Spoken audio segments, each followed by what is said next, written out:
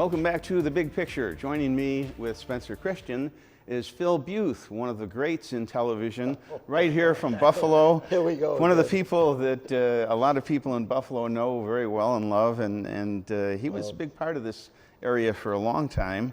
Still is. It's so nice to be with you, and I wish you so much luck with this wonderful station. And, you know, I have a confession because I have an addiction. And my addiction is sitting to my left. Because, and Buffalo had a lot to do with what you were just talking about, is Spencer's great career on Good Morning America. Yeah.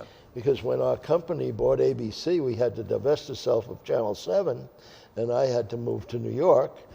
And when I moved to New York, I had a challenge to change Good Morning America for the best or the better.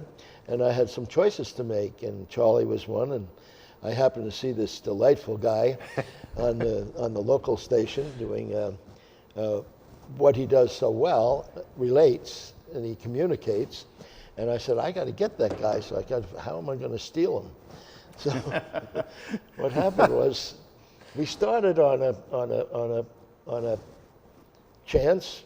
I figured he was very good, and he took a cut, which I felt I felt pretty good. He remembers that. I said, "Do you want to be on network television? Well, it's going to cost you a little bit for a few minutes. And then I'll make it up to you."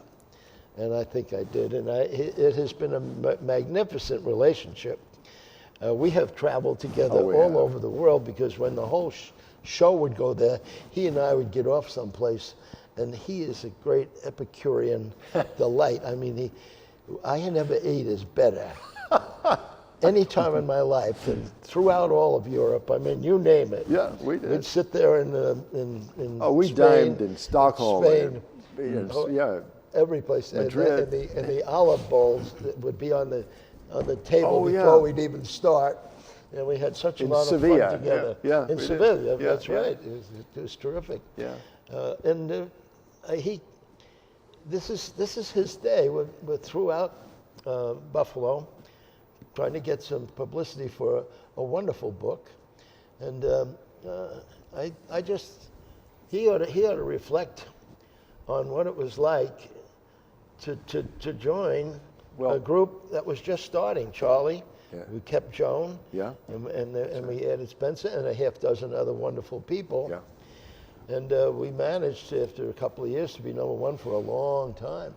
Well, you could clearly see my respect and affection for Phil. But when he first offered me this job on the network, which would require me to, for a short time, take a cut in pay from what I was making in local, I thought, is this guy nuts? He was right. He was right. So I went home, and after I met Phil and talked to him about this, I went home and talked to my wife. And she said, wait a minute, let me get this straight. You're leaving local TV to go to the network, but you're going to be making less. I said, no, but he's got a plan, and his plan is that he's going to make it up to me. She said, you trust him? I said, I do. She said, well, if you trust him, go for it. And you know, my trust in him was one of the best investments I ever made. Well, it paid off. That's a mutual thing. We each made an investment, and it has been a wonderful ride. And even since he left, he stayed with our company and went to California, as you know, to San Francisco. We've been able to stay in touch, and I knew nothing about this addiction that he had. I had a suspicion that he was not using his money well, but I never investigated that. It was none of my business, and he was fine, because he was always excellent on the job, until a few months, a couple of years ago, when I realized that what he was telling us all, because he kept it very well from all of us. And had you known early on what he was up against, what would you have done? Well, that's what happened when he wrote the book. I called him, I said, I'm angry with you. Why the hell you didn't tell me? Yeah. We would have put you in a program or something, or we'd done something about it. But he was protecting himself. He was protected because he didn't want people to know. And that's a common trait with addictions. It's very common. He was kind of ashamed of it and regretted it, but it was out of his control. But now, I mean, this is a real success story, I think, because he has convinced all of us that he's away from it and it's not a problem anymore. And I can only imagine how bad it was for him, because he never let us know. He never let us know. He was always the guy who would jump up and down and spin in Alaska with a dog. Well, in this business, that is part of the formula. Is you have to have you put your face on and go out and show people that it's a positive world. Well, what I like to point out to people, Phil, is that both Phils, is that although I had this problem that was really eating away at me for many, many years, I also had things in my life that brought me real joy. I really derived great joy from my job and great joy from my family and my wife and my kids.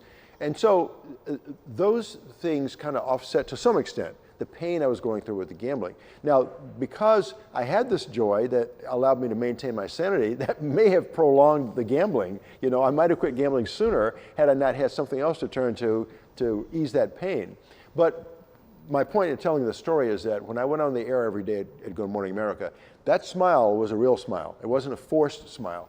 I was a happy person who really derived a great deal of joy from his life, but I had this dark side, this horrible problem that ate away at me for decades. Well, one of the times when that smile might have been a little forced, you say in the book about a weathercast from Quebec. Yes. When the temperatures were 70 below wind chill. Yes. Or Buffalo. It's not quite as bad in Buffalo, but you grew up in an area not too far from my favorite places. One of my favorite places, Williamsburg. Yes. And they pray for snow. Yes, every year. And coming up to Buffalo or doing live shots from Killington or Quebec, quite a difference. You read the book. One of the things very often he'd come back and say, "I froze myself." Exactly. And it was a running joke at Good Morning America. The producers all knew that I had a low tolerance for cold weather, so they used to love sending me to places where they knew I was going to freeze to see how I would deal with it. And so this one trip that you referred to, I was in Quebec City one day and Killington, Vermont the next day, and the wind chill factor in both locations was -70. I thought I was going to die, but the broadcast apparently went off okay. Yep. We got good reviews. Well, as so often happens on this show, time flies. Yeah. May I just make a plug for this? I'm in Buffalo each summer, as you know, and I'm involved in the hope that we can have a museum for broadcasting. There's a group of musicians, there's a group of sports people. We can have a lovely, lovely center here, and we're beginning to raise money for it.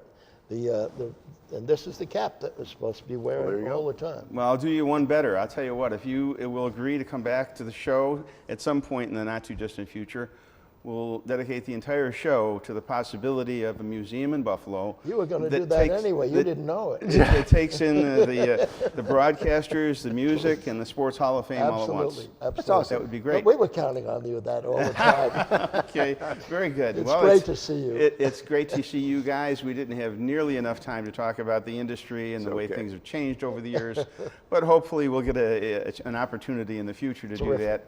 I welcome you. It's been such a privilege to talk to you guys. It's been a great show. Thank you. That's it for the big picture. Thanks so much for watching WBBZ-TV.